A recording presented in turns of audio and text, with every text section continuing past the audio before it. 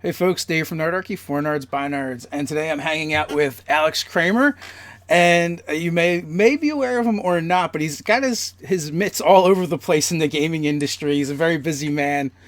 Between his day job as an attorney and freelance writer, owner, and running Gamehole Con, you're involved in True Dungeon, and I suspect there's more stuff as well. Yeah, that's true. Thanks, David. I appreciate being here. This is gonna be fun. Yeah, it's great coming on. So, Gamehole Con is coming up in November. That what are you guys in year six now? Yeah, this is year six, which is hard to believe. It seems like it was just a silly idea we had while gaming one night, last week. But here we are in year six, and it's become a major undertaking for us now. It's become a real thing. So yeah, it's a November 8th through 11th, if I'm recalling correctly, and we're in full prep mode, man. We're taking events, and I'm actually meeting my buddy who's the director of games out at the Lion Energy Center, the space, to start plotting, different halls and who's going where and all that. And here we are in April for a November show, doing that. So that's what's involved in an operation like that. Yeah, you don't want to enter the dungeon unprepared. No, no, that's the thing, man. I love gaming. I love gaming conventions. And when we set out to do a convention, what we wanted to set up was the show that we wanted to go to. And that is something that's fun, high energy, but really well run. So when you show up, they have your packet, they have Hey, the Alex, board. they're saying your sound is a little low. You possibly can turn it up. I can try. Let's see. Let's see if this. Hang on. Let me see if this works. It sounds okay to me, but sometimes things are okay on my end, and then something happens when it goes out into the world. Okay. Okay. Well, hopefully that's a little better. All right, sorry about So, that. no, it's probably the quality of my headphone. Um, so anyway, all we're trying to do is have a show where you come and your badge is accurate and has your game tickets, and games start on time where they're indicated and the place makes sense. And the games are awesome and fun, and you have lots of cool things to do while there. And we started and we thought, well, maybe if our friends show up, we'll have 20 people year one, and we ended up almost 500. And here we are expecting right around 4,000 now at year six. It's just nuts, man. So it's been gratifying and fun, but it's a lot of work. So, when you show up to Gamehole Con, do you need tokens or anything like that in order to get in games? No, no, it's just like any other. Well, I shouldn't say that. You can. A lot of people pre-register, so badges will go on sale in June. And when you buy a badge, then at a later date, games open up, and then you can pre-register for games. So it's very much like Gen Con, where there's a date to buy a badge, and then there's a later date to pick up game tickets. That includes everything from board games to miniature games to True Dungeon to whatever it is that turns you on that you want to do. Uh, so if you are the hardcore True Dungeon players, of course, bring their flotilla of tokens and they're all ready to roll. But if you're a new player, and we have a lot of new players because True Dungeon has only been in Madison with our show for the last 2 years, uh, we're set up for that. You get a pack of tokens, you have your ticket, and you go in and have the awesome experience that is True Dungeon. 2 hours that will undoubtedly give you a different perspective on gaming. So yeah, and then same with if we have a lot of about probably 30 to 40% of our attendees are walk-up attendees. So they buy a badge, look at the monitors, scrolling monitors to see what games are available, grab a ticket and go sit down and try whatever, any sort of game you can conceive of. We try to make sure we have good inventory for people who were not able to pre-register. Okay, so, but I guess like a Origins and Gen Con, you actually have to pay when you pre-register to Hmm. get into the games. Yep. Is that do you guys use a similar model or is it? It is. It is. And the reason we do that, there are shows who do you buy a badge and everything is included. And the reason we don't do that, I think it's fundamentally unfair to people who want to buy a badge and just go to the dealer hall and play an open gaming. If you buy a badge that gets you into everything, you're basically being charged for things you're not using. Hmm. So for us, so as a result, our badge prices are lower, a lot lower than Gen Con and Origins, quite frankly, and lower than most. And we're able to do that because we're not trying to make money. We're not trying to make. Our goal every year is to break even, and we've been really close to that every year. We're in the red and black just by razor hair margins each year, so it's been worked out really well. So we really try to keep our badge prices low and our per game ticket costs really low. But so if you are the person who wants to play, you know, 30 hours of D&D Adventure League, you can buy a badge and then you buy those tickets. But if you're a person who just wants to come and play open gaming, play with the massive games library that we have, play in the Dorkstock area, play in we have a bunch of, like, there's the Fantasy Flight Lounge. We have all kinds of free things that you can do that cost nothing. Obviously you can buy a badge and just you can spend days playing things for nothing.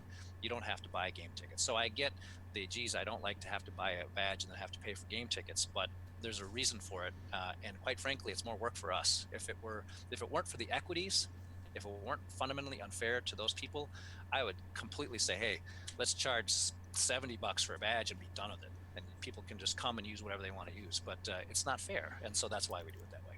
Okay, I was just curious because I've always wondered, but I've never gotten a chance to actually ask someone who's doing it. Yeah. How that works. Yeah.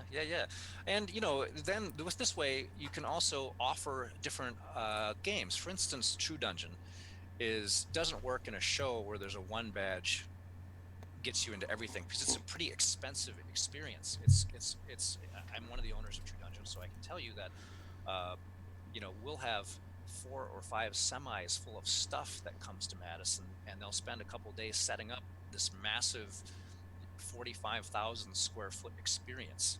Now, that has a lot of cost involved: space, people, all the unbelievable props and production value.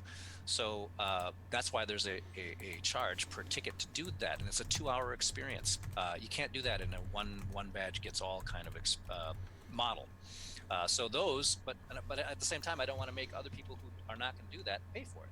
So those who want to play True Dungeon can buy True Dungeon tickets and play True Dungeon. They can do it all weekend, or they can try it once, or not at all. And that's the option. I must say, the Gary Con and Gamehole Con were the two cons that were on my have to make list this year. And I'm only going to make Gamehole Con. Unfortunately, we had actually been guests at a different con at the same time, and we had said yes before we realized the dates. And so they didn't line. I'm like, oh, I Well, guess we have to go. We're obligated now. yeah, Gary Con is near and dear to my heart. Luke Gygax is a very good friend. I have been I've helped them. I've been proud to help them a lot with some of their operational things. I've been going for many years. I've been a guest the last 2 years at Gary Con, so it's a great show, and it's just down the road for me. So I mean, it would be foolish for me not to go, given that it's about an hour away from me. Um, but it's a different, their focus is more narrow. We have a broader tabletop show, so we have more. We have classic old games, OSR games, but we also have more miniatures. We have a lot more board games. Gary Con almost has no board games, and that's fine. It's an older school role playing con. So if you are a 1E D&D fan, man, there are very few shows in the world that are better than that. North Texas RPG is the other one. Those two are if you are an OSR gamer, those are the two shows. Um, but we have a massive Adventure League hall. We have, we have board game designers like Eric Lang, people who are, really big in the industry who come. Steve Jackson has come to our show. We have a more presence that's broader in terms of the types of games. So, in I would say the distinction. Although we have a lot of similarities too. We have a lot of the same folks that are guests at Gary Con. A lot of them come to our show because, again, we're in Wisconsin too. So the Ernie Gygaxes of the world and so on come to our show as well.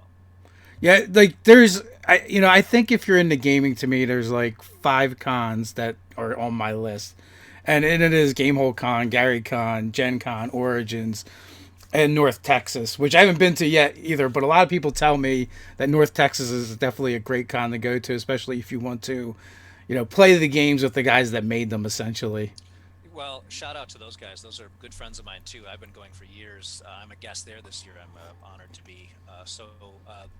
North Texas is a brilliant experience if you want to have a small show. I mean, seriously, under 500 people, and they have the highest special guest to attendee ratio that I've ever seen.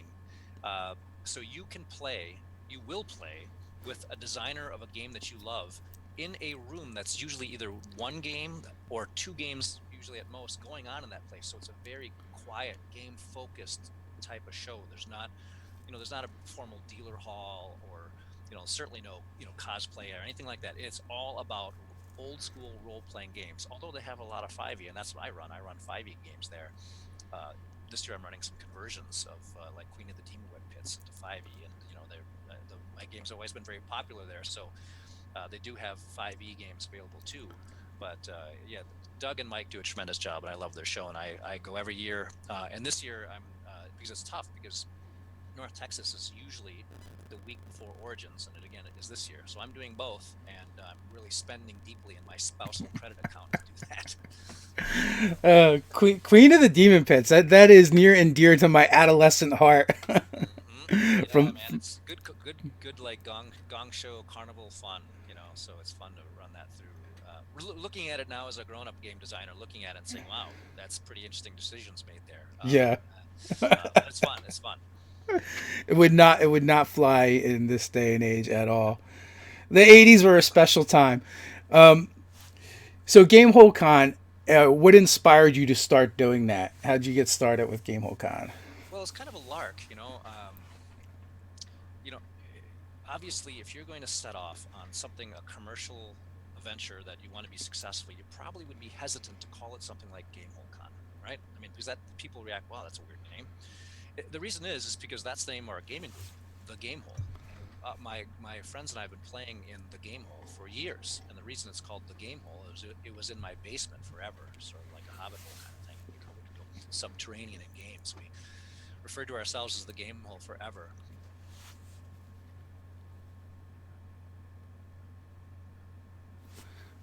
And we had a freeze.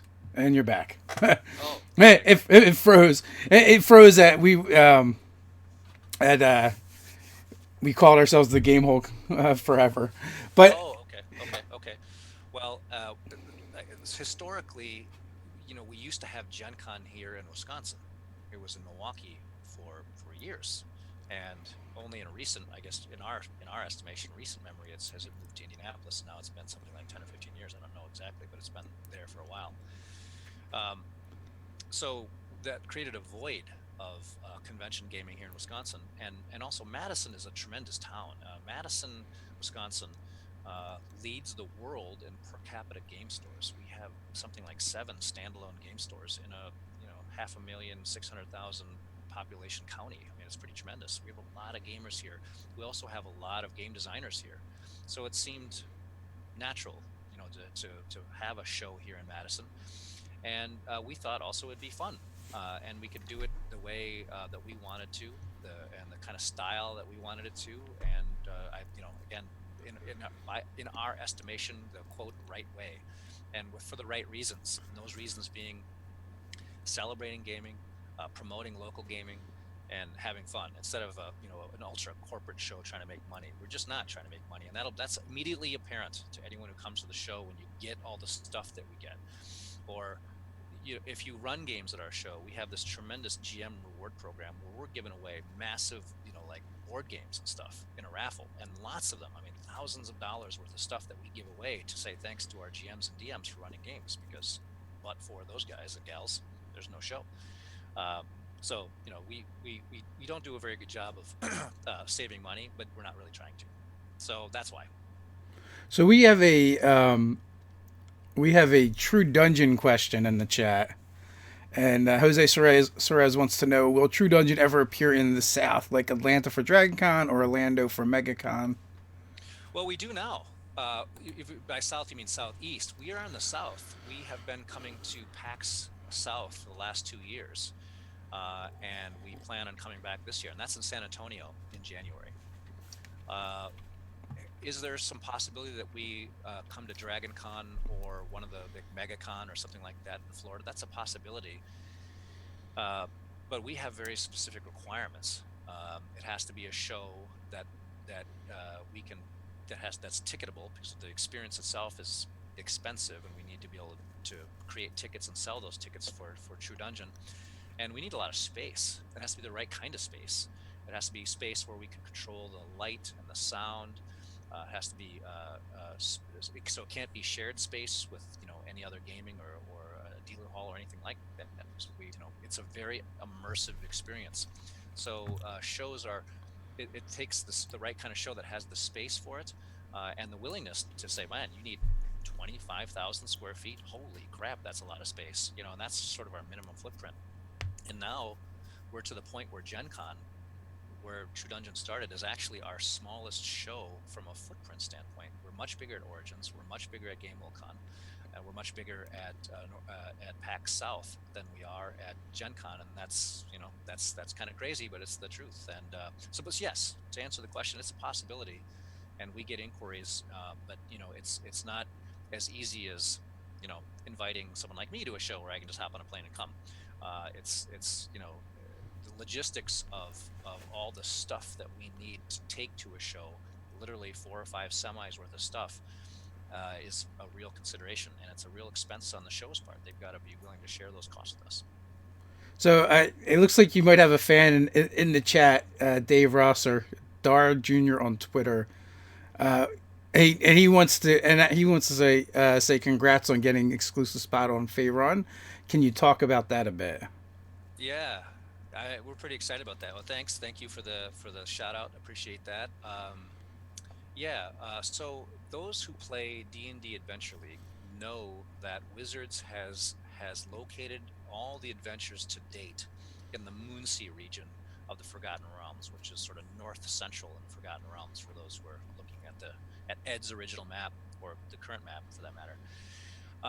And because of our relationship with Wizards, and because of the quite frankly the quality of the Adventure League presence that we've been able to put on, Wizards has allowed us and Baldman Games, another very deserving recipient of this honor, of being able to choose a location in the realms where we can run our own content that we develop, the adventures that we write for Adventures League, away from the Moonsea. And Baldman Games are the folks who run all the Adventure League at Gen Con and Origins, certainly a big group, and us. We chose the Border Kingdoms. And when I say we, I mean myself and my friend Ed Greenwood, who I'm very honored to say is a good friend of mine. I was actually up just visiting Ed about 3 weeks ago. And he is a good friend, and he comes to our show every year, and only our show every year. He's the only show in the States that he comes to. And so we were talking about, I said, hey, Ed, I have an opportunity. Wizards has said, Alex, where would you like to locate your adventures in the Forgotten Realms? And so we kicked it around, and we had a list of 10 places in the realms that are pretty undeveloped, but would be fun. And we narrowed it down, and we finally picked the Border Kingdoms.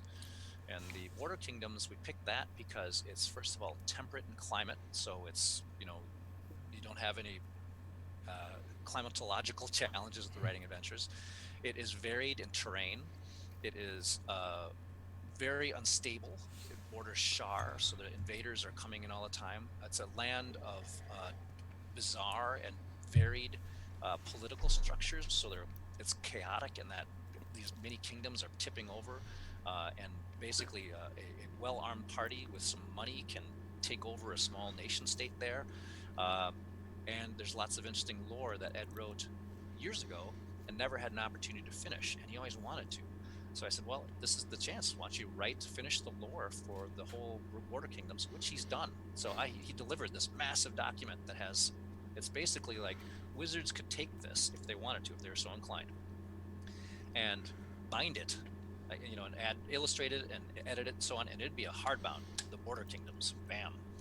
That's what we have for myself and the other authors who write created content for Adventure League, and it's tremendous. So it's pretty exciting, and so people who come to a Gamehole Con this fall are going to be greeted with a whole suite of adventures written by people like myself, Ed, AL personalities like Greg Marks, Alan Patrick, Bill Benham, Sean Merwin, well-known Adventure League authors who are producing content for us that are going to premiere at our show, and you can run it for the first time in a completely new setting in the Border Kingdoms. So it's really exciting. Cool. So Ed had like 3 days he wasn't doing anything, and he sent that over to you. He's prolific, from my understanding. Dude, it is just stunning. I've written co-authored things with him. Yeah. And so what we do is we have a shared document, and I don't share it like as on a cloud. It's an email, and I save it. I write my piece and I send it to him, and like 3 hours later, it'll come back with 2,000 more words. I said, man, it's going to take me a week to do that. So just, it's just, he just is explosively prolific. So you're absolutely right. He is that. He is crazy. DM Don wants to know: are there any? Are you planning to come to PAX Unplugged? Possibly PAX Unplugged. Good friends with the folks that run PAX. And when we say we, does that mean True Dungeon, or does that mean Yeah, I think he's asking about True Dungeon. True Dungeon is challenging in Philadelphia, and that's because of the venue. That's the problem there. I'm not taking any swipes at anything, but it's a heavy union facility Yeah. that makes it difficult for us to. I mean, you can't even set up your own lighting. If You you want to can't set move a up. chair, you got to call somebody. It's I crazy. know. It's super expensive. And the other reality is that PAX Unplugged is shortly after Gamehole Con. That's not impossible, Yeah. but it's at least this year. I think it's about a month apart. I think they're going in early December this year, and we're early November. So that makes it more viable. But it's really the facility that's gonna be a challenge. And they still haven't. They're still a developing show. They're putting on this tabletop gaming convention, but they still don't have a ticketed model. And I'm going to be interested to watch that. If they go to a ticketed model instead of having lines for games, I mean that's their solution, is to queue everyone up, and that's Yeah. that's fine for fan cons, since if you want to wait in line to sign something, but just to queue up for a D&D game, they've had some. It's been challenging for them, so I'm going to be interested to see how the show evolves, and if they get to a ticketed model and they can get the facility under control somehow, then yeah, then we can definitely be interested, because we love all the PAX folks. They're friends of ours, and they've been very good to us. DM Don has a follow up question, and we'll be unplugged too. We feel morally obligated to go because we live in South Jersey, Oh, there you go. and it's like 20 minutes away. So like Hmm. last year we actually just commuted back and forth. It was so close. Yeah. So forgive my ignorance, but how is True Dungeon different than LARPing? Oh, that's a good question. Uh, I'm far from a LARP expert, so keep that in mind. True Dungeon is a completely immersive experience, in that it's not LARPing, as I understand it, is live action role play. So you may dress up, you may pretend to be whatever character, and then you have a GM or someone who runs the game, or a battlefield or something like that. True Dungeon is a uh, uh, full experience with sets. So you walk into what looks and feels like a dungeon, and it's full of lighting, sounds, NPCs in full costume, and they're basically actors who you interact with. And you go from room to room. It's the two kinds of rooms are puzzle rooms and combat rooms. And you go from each room is, I believe, a 12-minute experience, and it's a collaborative effort with your 10 total people going through each room and trying to solve the puzzle or defeat the monster. And you use tokens to as your as your basically the scale of the game. So if your weapon is you have a longsword token, or a +1 dagger, or if you have an awesome token as like a +5 battle axe, those are all things that can help you. It's your And there are also, stats. It's your yes, character sheet. it's your character. Yeah, you also are characters. So you go through a process of learning. You pick a character class to start, and you get some training as to how things go. Like thieves, rogues can pick locks and solve puzzles by. It's basically like really complicated operation. You have to be dexterous and be able to move a tool, a lockpick, through a pattern without touching the side, and by doing so, you reveal a clue that can help you solve a puzzle. The spellcasters have to memorize things to help solve puzzles and combat monsters, and so it's much more involved. And the production value is high. I mean, I had an experience where I took my daughter, who was 9 at the time, which is probably too young, through a True Dungeon they did set one up in Carbondale, Illinois, and we went, and it was a spot where I walked forward to the end of this room to check it out, and a shambling mound jumped out, and my daughter freaked out because it looked real, man. It was this huge, So that's what it is. It's much more of a it's the coolest fun house you'll ever go through. Let's put it that way. If you're a nerd, it's just tremendous. And that's why. So it's not. That's why it's more than LARP, because you are going as a group through room to room to room, and having these experiences in each room that are different. So that's if that makes sense.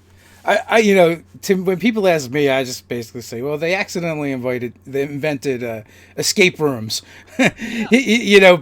like 20 years before there was an escape room. Truly, it feels like now everyone. That's a good way to put it. Because when non-gamers ask me what is True Dungeon, I say, well, you know what an escape room is. It's like that, but fantasy themed and much more involved. For a 10-word or less answer. So, SRD second rate TM, what is your opinion on True Dungeon's continued annual price hikes? Honestly, it's supply and demand. Nothing sells out immediately. And you're from, I had Jeff on previously, and from everything that I understand, you guys just keep upping the production value. Yeah, I mean that's Jeff is certainly the better person to ask. He's the guy that's d- analyzes the economics. He's the majority owner of the company, and he's the designer. So he's the guy who spends time acquiring all the awesome things that you see in True Dungeon, knows the cost of them, and it's an expensive thing. I mean, you should see the warehouses full of stuff like animatronic dragons, and it's crazy. So there's a lot of expense with that. First of all, there is an element of supply and demand too, but that's why there's a distinction in prices between Gen Con is quite a bit more expensive than Origins or Gamehole Con, because the demands are not as high there, and also because the cost. Gen Con is so busy. There's so many people in a smaller space that our costs are much higher there. So that's what we don't make. The per ticket profit, if you want to look at it that way, is not much greater at Gen Con than it is anywhere else. It's just a function of how much it costs for us to be there. So yeah, again, if for true, a more nuanced answer on the pricing, have Jeff on and poke him again. He's the guy who is sets all that, and I help on. My role with the company is different. Let's put it that way. Yeah. Well, it's like anything too. I'm sure just Gen Con itself probably costs more every year as any other venue. So like everyone absorbs the cost, and that's basically there you go, trickle down economics. Well, So yeah, pretty much. I mean, the fact that a Gen Con badge is what, $100 and some dollars now, or 115, 120, something like that. It's so then you start with that. Hotels, again, it's just a function of how many people want to be there. You can't. It's impossible to get a room downtown other than less than $200 a night now. So I mean, you're looking to go to Gen Con at a $1,000 buy just to get started, really. I mean, if you're looking at a weekend that's probably $2 to $3 grand if you're going to do a really dealer hall experience and the whole thing. It's an expensive thing, and that's great. That's great for them. I salute the effort that they make and the production that they put on. But it's also nice to have shows like ours and others that you can do a very, I would think, similar or comparable experience for much less money, and that's certainly important to us. The price point for us is important. In fact, what's odd, specifically with the True Dungeon pricing, I wear two hats. I run a show that I want to keep the prices down, and I'm also a member of the company that owns True Dungeon. So I find myself effectively negotiating with Jeff when it comes to the pricing of tickets for Gamehole Con. He says, "Man, can we get that ticket lower? I want this to be more accessible." Understanding full well the overhead and the cost involved for us and the company. So it's interesting, but yeah, that's how it goes. so yeah, I know for Gen Con this year, I was like, what would it cost if I just wanted to just rent rooms like well out in advance? And I looked into that. It was like $600 a night. Hmm. Yeah, it's more of a deal to go through the block. It is. Yeah, if you're so lucky that the lottery works for you. I mean, We, it's I, my friend is so mad, Cody from Taking 20, because I was on the phone and I almost missed the block. And I was like, oh, you know what? I got to do this thing. I just assumed I wasn't going to get it, to be honest with you. And I went through, and I was surprised that how much cheaper the rooms were, through the block. So we actually get to be downtown this year, which is going to be really cool. yeah. Aaron Parks wants to know, since Ed, he wants to know if you have any insights into Elminster. Was he played as a character by Ed Greenwood or just a literary creation of his?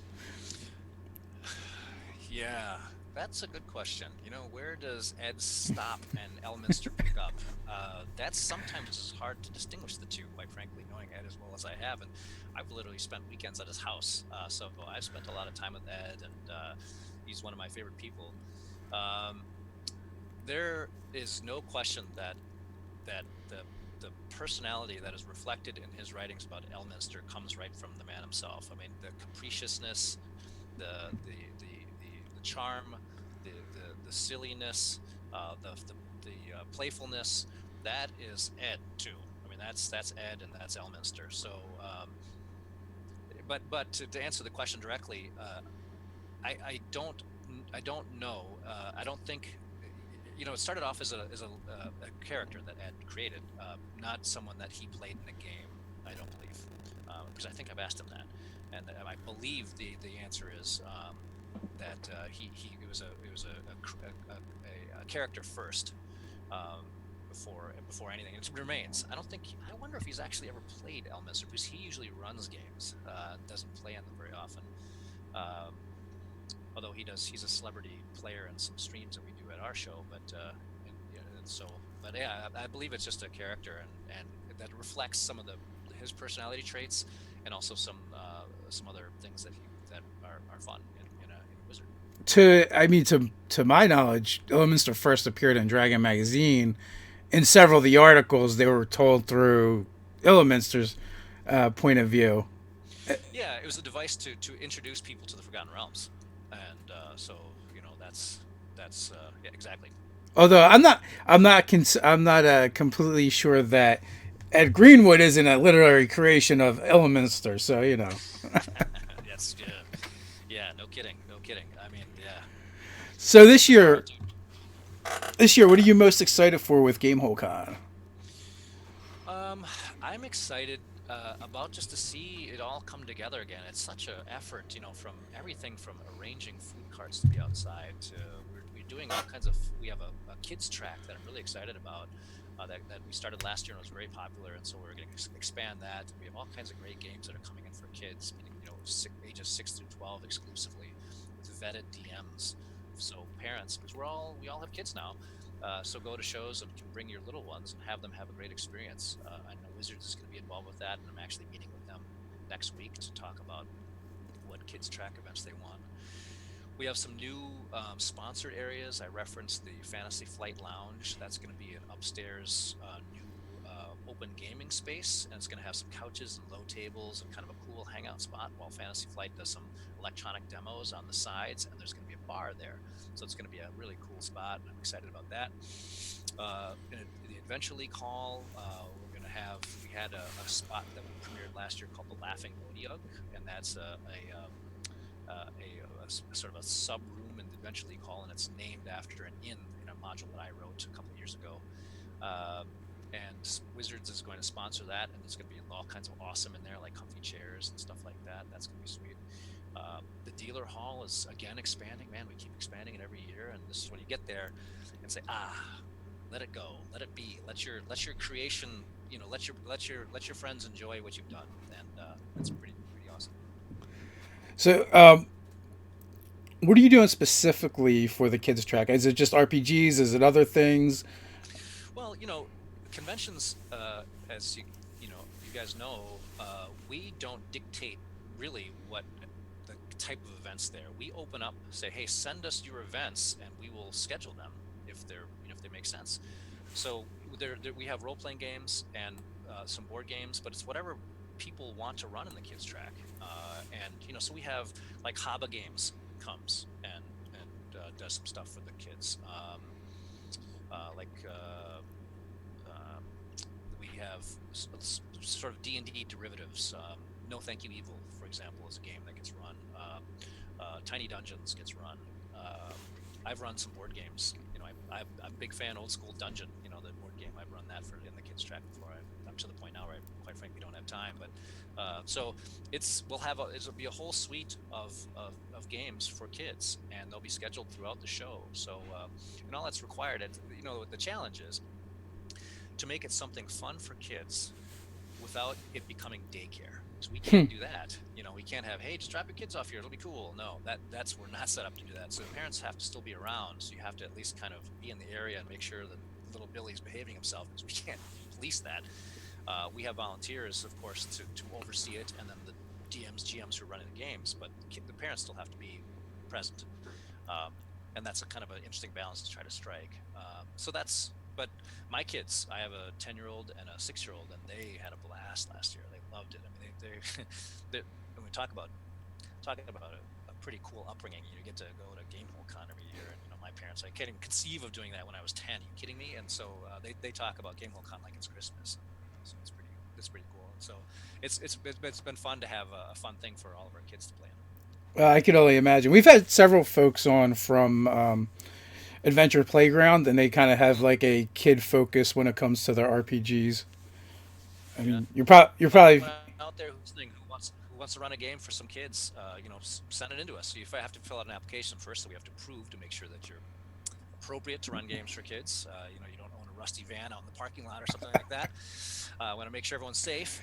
Beyond that, send us your games, and it's a blast. It's a tremendous, especially if you're a parent, to see these kids, 8-year-olds around a table, rolling dice and listening intently to someone running a game. It's just so much joy, because that's exactly what we did, and it's so fun to see some other kids being able to have that same opportunity. Yeah, as a father and a parent, I can't agree more. That's the struggle too, is trying to get your kids to like some of the things you like. And it's a topic that comes up on the channel a lot. My son is kind of like loosely into gaming. My daughter, not at all. And as he's 17, so as he discovers other things like team sports and girls, the gaming is starting to fall to the wayside. But last year when I went to Gen Con, he went with me, so that was like a really cool experience. And so that's cool that you're running Gamehole Con and you have your kids coming every year with you. They still like you. So they're in the age where they still do. I mean, I get asked to come to shows, and if I can, I bring them.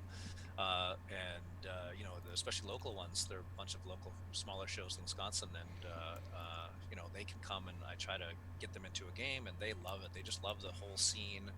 Even these little tiny dealer halls where there are like 6 vendors, they just love it. And they buy some, a plushie or something, and they just think it's the bee's knees. And so it's cool that they get that experience, because I think they're going to always have, they're going to have the same experience, the same trajectory that your boy is, that he's going to be into different things. But I think they'll always have that to fall back on, because there are times in my life, I started gaming in the early 80s. There were times in my life where I didn't game much because it just was reality. I was going to law school for a while or whatever. But now that I'm, ostensibly a grown-up, I play a lot. I game a lot now, and it's awesome. I'm so pleased that I had that experience as a 10-year-old that I have this tremendous hobby. So speaking of that, how often are you gaming now? Well, we game once a week. We run in the Gamehole, and the Gamehole, people who've been there, and anyone who's in the Madison area and ever wants to see it, I'll show it. It's a pretty cool area. I have one of the largest D&D collections in the world. I'm proud of the fact that I have just about everything that TSR has ever released, and I in fact have a complete set of everything that was released through about 92 in original shrink wrap. So I have a play copy and a shrink wrap copy. So I have a lot of that stuff's on display. So the rares, some things that that just aren't seen. Anyway, that's our space. In fact, our games are played on Monty Cook's original gaming table. He was from Milwaukee, and when he moved to the West, he sold his table, and it looks very much like a Geek Chic table. He claimed, it's a recess table, and we play on that. So we play once a week. These days, usually either Tuesday or Thursday, and we rotate the DM. So we play different things. We play Call of Cthulhu, a lot of D&D. We've played some Savage Worlds. Right now, I'm running the guys through Tomb of Annihilation. We're having a blast. I got to play test that with Steve Winter, so I got to actually be a player first. And now I'm going through it as the DM, and we're having a hoot. So yeah, once a week. Yeah, there's nothing not gamer about us. Nice. Yeah, the biggest scam I've been able to pull off of my wife is now she calls gaming work for me. So. Well, me too. I'm going to Seattle next week, and my wife's like, "Yeah, I know it's kind of a business trip for you." I said, "Yeah, no, sure, business trip." Yeah, Seattle. What's in Seattle? Yeah, exactly, exactly. Well, lots of things. Well, other than maybe Wisconsin, which used to be the gaming center of the universe, it seems to be Seattle because Wizards of the Coast is there. Of course, Paizo's there. Lots of the video game companies. My friends at Frog God Games are there. So I'm going out to go spend some time with my friends and get things lined up for Gamehole Con. Nice. So, do you actually get to enjoy Gamehole Con at all since you're running it? I would love to come as an attendee. Man, I'd love to come and be able to play a full suite of these games. Some of the games I see, I try to at least either run something or play in something short every year, but not in the way that I can enjoy other shows. No, it's busy. So my joy comes from seeing so much how much fun people are having, the nice things people say to me and the rest of the guys, like, hey, thanks for doing this, it's a great show, I love it. That's the reward, and it's awesome. So no, not in the not in the traditional sense, I guess. That would be one of the challenges. Uh, you know, Obviously running it, someone's got to be behind the wheel. Yeah, exactly. And then I it's fun, being able, people ask me to sign things that I've written. That's fun, because we release our publishing stuff at GHC every fall, and then some of the freelance stuff. So that's becoming more frequent as I'm becoming slightly more prolific. There's more and more of my stuff out there. Um, so that's cool to hear from people who actually are fans of my work. That's a pretty new thing. That's in the last 5 years. Well, So speaking of which, let's talk about that a little bit. Who you're writing for, what kind of stuff you're putting out.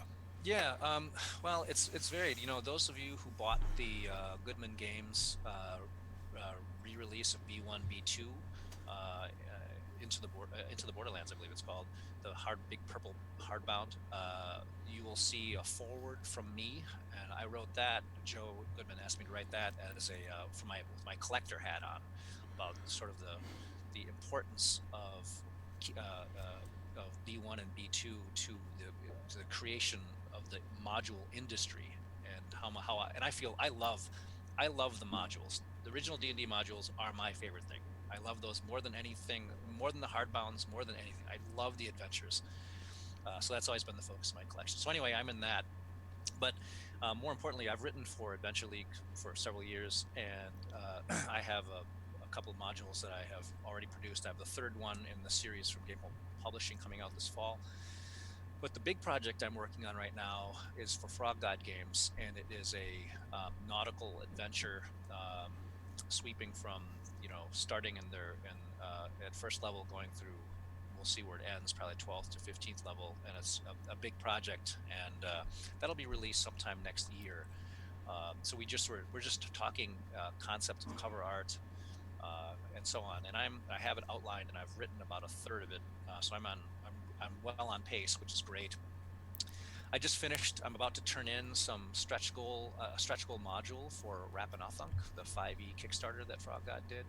I wrote some adventures for low-level characters in the town of Zelkor's Ferry, because the problem with Rapanathunk is that it's really dangerous, and if you go into the Grand Dungeon with first-level characters, you're just going to get your ass kicked. So you really have to have an opportunity to get your character up to third or fourth level to have a realistic chance of survival. And so that's what this product is going to be, that you can play some fun adventures around, basically outside the dungeon.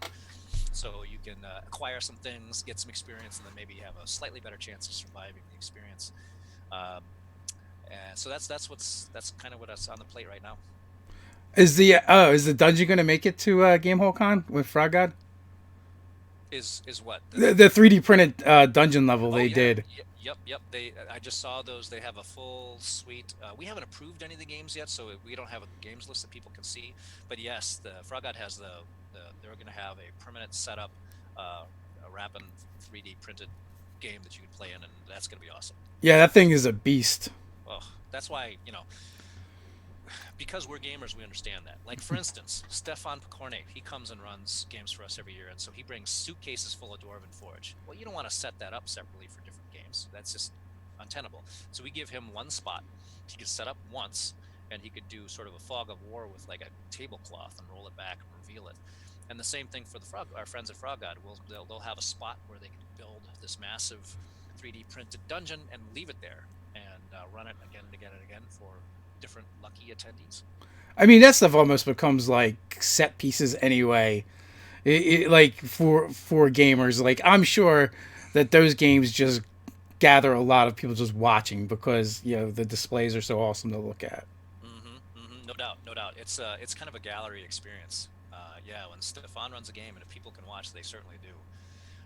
And that's also a tough thing, from those that are kind of think about the process of running a convention, especially with noise.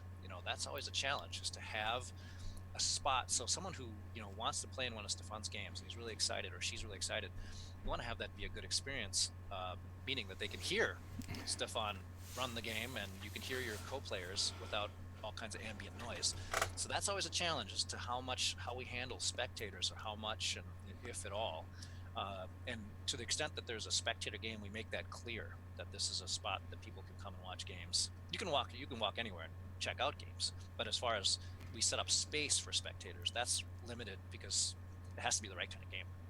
Yeah. And also, too, our nerd editor Doug runs the website for us. Says there's the special guest list at Gamehole Con is spectacular, and I want to thank you because we're on that list. I appreciate us being invited, and there is a lot of cool people on there. A lot of my friends are on there, so that is one of the cool things about going to cons for me, is going and seeing people that I only really get to interact with online, or they live on the other side of the country, or maybe the world. Yeah. Well, we're fans too. I mean, we're just gamers who want to hang out with who everyone else wants to hang out with. I mean, it's just that simple. So when our show, you have the experience, the only place you can go anywhere in the world to go meet all of the 5e design team. Mike Merles, Chris Perkins, Jeremy Crawford, Chris Lindsay, who's the head of Adventure League, is coming. Shelly Maznoble, who's part of the company. All the AL admins for Adventure League come to our show. Ed Greenwood comes to our show again, the only one in the States he comes to. Monty Cook is coming this year. I mean, it's just and that's why we don't make any money, because we spend it on these kind of things, like bringing in people like Steve Jackson. They don't charge appearance fees, but we travel and all that kind of stuff. I mean, these people are cool. They want to help us out. So it's not like people always ask, why don't you get Will Wheaton? Well, I'm not gonna spend 15 grand or 25 grand to get the dude to come out and have him, because we're not a fan con. I mean, we're not set up for that. I mean, we're not gonna put him on a table and say, oh, here's some velvet ropes and wait in line to go talk to him. I mean, our expectation is he going to run some games. Right. You have to run games at our show to be a guest. That's the only requirement we have. And some have been like, wow, that's like, for instance, Jen Page, one of my favorite people. She's such a sweetheart. She's come to our show several times, and she told me, she says, you're the first show that ever asked me to run games. So, well, that's just the deal, man. So she's run some very cool Call of Cthulhu events for us over the years. And so that's, again, you're on the guest list, you know what your job is. Run some games. Yep, and you can't hide. You can't stay in the room. You got to be out and about, walking around. It's not like you you've got a 12 o'clock appearance at this table. It's not, it's just not that kind of thing. You got to be, all the spaces are designed so you can run into someone and chat with them for a few minutes, and that's cool. It's not like you got to wait in line for an hour, have your 15 seconds with them, and move on. I never want to have that kind of show. Yeah, Nerd editor Doug is like rambling off the list of people. Is Wolfgang going to be there? He is. Nice. He is. Yep, Wolfgang will be there. Again, one of our good buds. He will be. We'll see if he runs games, but he also runs his booth for Kobold. So we'll see what exactly he's going to be up to. But he usually has Kobold minions for that. Yep, sometimes he does. He also partners with Frog God. They have adjacent space, so they can look after each other's booth to go, to run games and to go have fun or whatever. Yeah, I think we met at Origins. We met Dan Dillon and Stephen Rowe, and they were kind of like running the games for Kobold Press there, which both those guys are great guys to hang out with and do some gaming with. Yeah. We'll have a lot of the usual suspects from Goodman Games for DCC, like Michael Curtis and so on too. So if you're a DCC fan, Jim Wampler will be there. He'll probably running some mutant crawl classics. Hard for me to say apparently, but we're just in the process of getting events from our guests. I got the events from Ed. He's got some really great stuff. He's got three different adventures in the Forgotten Realms that people can play. That's going to be pretty cool. He's a great DM. Tom Lommel, also known as the Dungeon Bastard, one of my favorite people and a tremendous DM. He is just so fun to play with. If you get a chance to play in one of his games, I mean, definitely grab that opportunity. Stefan Pokorny is another tremendous DM, very theatrical and into it, and just loves it, and you can just feel his passion when you play with him. And yeah, there's some pretty awesome gaming opportunities. It sounds like it. There's just gonna be so much going on. Yeah, Like I said, and it's a long event too. It's not just a weekend and you're done. It's like 4 days of gaming, right? That's a lot. yeah, It's yeah, packing yeah. in a lot. And you guys will be you'll see we'll have you located a thing called Podcast Row. It's a main corridor, and you'll see these podcasters on either side interviewing our guests and other attendees, and it's a carnival. It's just straight up. It's fun. We try to make it as zany as possible, just because just to have it fun. And it's again not the most judicious use of space sometimes, but whatever. It is what it is. But like you said, you guys are doing it's not for profit. You guys are doing it for fun. How far out do you guys see Gamehole Con going? Yeah, that's a good question.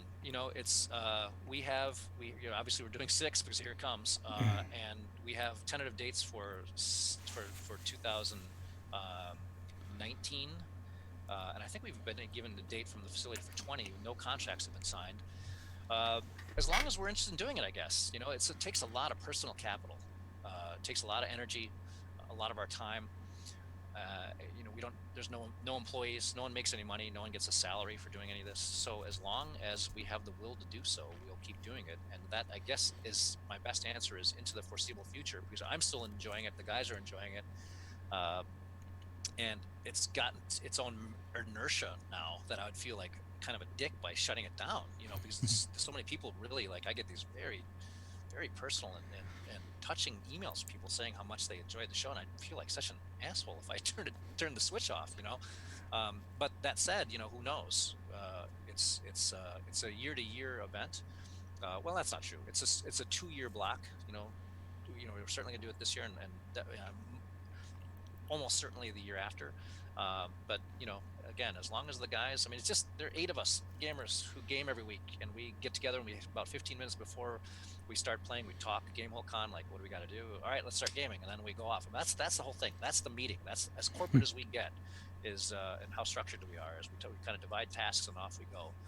So as long as all the guys want to do it, because I can't do it myself, it's way too big.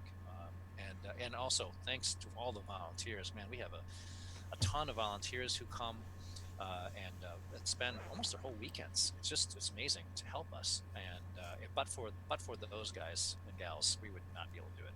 So yeah, That is kind of like a little bit of my concern when things are done. Not it's not officially a nonprofit, but not for profit. Is like it's harder to keep the will going for those things to continue to exist. yeah, yeah, it's true. But it could easily, as we grow, it could easily be turned into a position where gosh, you could hire someone and pay them a reasonable salary and say, all right, you got to be the 80% person on all this, Yeah. and then we'll help with this. And that's possible too. I mean, whatever happens, it's not gonna we're gonna do everything we can to keep it going. I'd like to keep it going just as it is now because I love it. It's fun for me and my friends to do it. I take a lot of pleasure of doing it with those guys and the fun that we have doing it together. If that can continue and we can continue to grow, but the problem is we're growing. It's not a problem. It's a great thing. But we've had almost 40% growth each year. It's nuts, And so when you talk about the trying to keep ahead of things like IT, about how our site works and how our processes work, we've got to be more efficient. And we had to build a whole process of our special guests interacting with us. So it couldn't be me sending an email and say, "Hey, Monty, what size T-shirt do you take?" wait, I need to ask again because I never got a response. Monty, can you? I asked you this Yeah, 3 times. So now when they come, they have to log in and give us all that information, so we don't have to chase them, because again, it was making us nuts. It's that sort of stuff. To try to be smart enough to anticipate the pinch points and build the show anticipating more people coming, and also, well, to do so it's still fun. We don't want to be a show where you come and like, oh my god, it's just too crowded. I mean, couldn't even get through the dealer hall, couldn't get into any games. It was hard to get even anything to eat. I never want to have that show, and so that means we have to plan and be prophylactic with all our thinking, and so far so good. But um, you know, I can see a ceiling. We get to a point where if it gets challenging that way, we'll cap it. We'll cap attendance for sure if we had to. We'll do something like that. We're never going to make it be just take as many people as we can take. That's never going to be the case, because that's going to destroy the experience. Good. Have you what do you attribute the growth to? Because at this point, from the numbers that I've seen, you guys have lapped Gary Con. You know, and you're closing in on lapping them a couple times over. Well, I think I think first of all, this is the golden age. This is boom time for gaming. The board game industry has never been bigger. There's so many people coming into gaming with 5th edition D&D streaming. This is interesting. That my friends at Wizards told me this, and I find it fascinating that more people now get into D&D from watching YouTube and watching streaming than they do from their own friends, because that has always been the model for 30, 40 years, that you knew someone who played games and say, hey, do you want to try D&D? And that's how people got into D&D. Now that is number 2 vehicle for entrance into the hobby. So I think our success is riding on the back of just the wave of how popular gaming is right now, one, but also we haven't, it's a well-run show. I'll just, we have things work. We've had some little glitches here and there, but for the most part, the experience has been really good, and because we've been so focused on that, I mean, that's the goal. It's really not, boy, do we hit out the badge? Do we sell enough badges, or do we, whatever? That's just never been the goal. And because of that, I think people who come to our show are very loyal. People who come to our show come back. We don't lose attendees. And I think that's a big part of it. And we really try to think like because we're gamers. I mean, we know what you want because we're you. We know what you guys want to do. We want to know what you want to see, and the kind of experiences you want to have. And so we try to build it for gamers, and I guess it's working to the extent that we wanted it to work, which is a tough one, because I always saw this as kind of a small, fun side project that we do. Maybe we'd have 1,000 people, someday. And in year 3 we had 1,700. I was like, man. But it's cool. It's cool, and it's gratifying. And we also have the benefits of friends like Ed Creekwood and friends like John Kowalik and friends like that come and help and want to help, because they love the show too. Matt Forbeck lives down in just in the southern part of the state. He comes up, and it's just we're just very lucky to have the kind of people on our team to help us. So that's why But look, Gen Con keeps growing, Origins keeps growing. Gary Con is, Luke and I talk about the problems that they have there with, they're going to outgrow their facility at some point here. They're getting close now. They had, if I'm recalling correctly, a little over 2,000 attendees this year, and that was always been a pretty small show up to the last couple of years, and it's been now sort of exploding in growth, and that's going to be some interesting challenges for those guys. Yeah. They did even more than they were anticipating by a significant amount. Because I had Skip Williams on just before Gary Con, and we were talking about that a little bit, and that's a significant increase over what they thought they were going to do for numbers.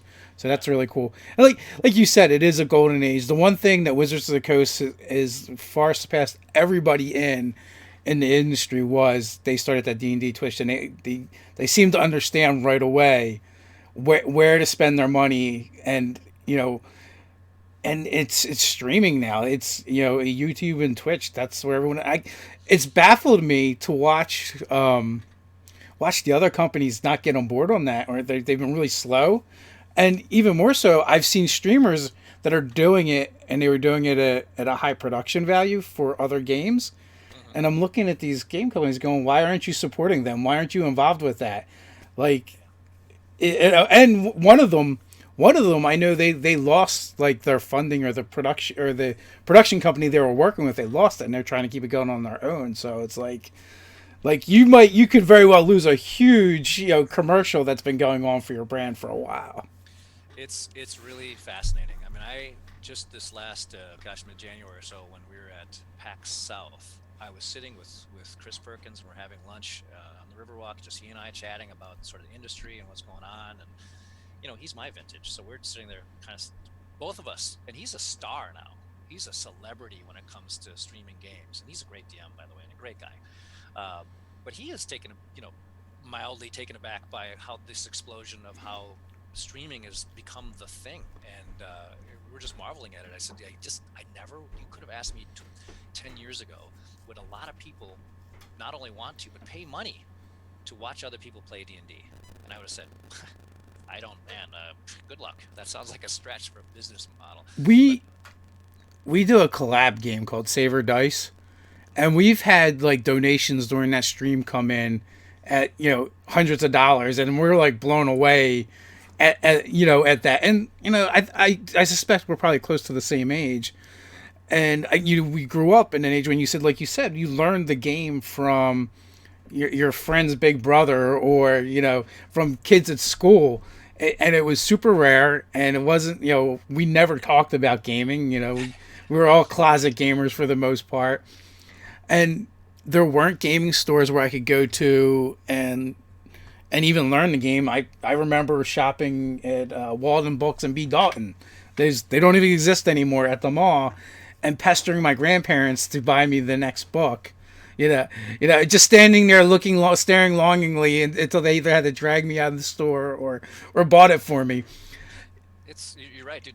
Check this out. So earlier this week, I was invited to a local high school as an industry guest to judge a board game design contest. They have a class in board game design in high school, and that's why I stood in front of the class first and said, "Look, I didn't swear at them, but I wanted to. You lucky blankety blanks. You get to come to school and go to a game design class. You get to learn, and the person who runs it writes stuff for Shadowrun and other RPGs. You get to come to a class with this guy and learn game design principles, and then you get to design a game. And so basically, it was a 3-hour in-school field trip where I was going from table to table, judging these board games, and they were tremendous too. These kids were super cool.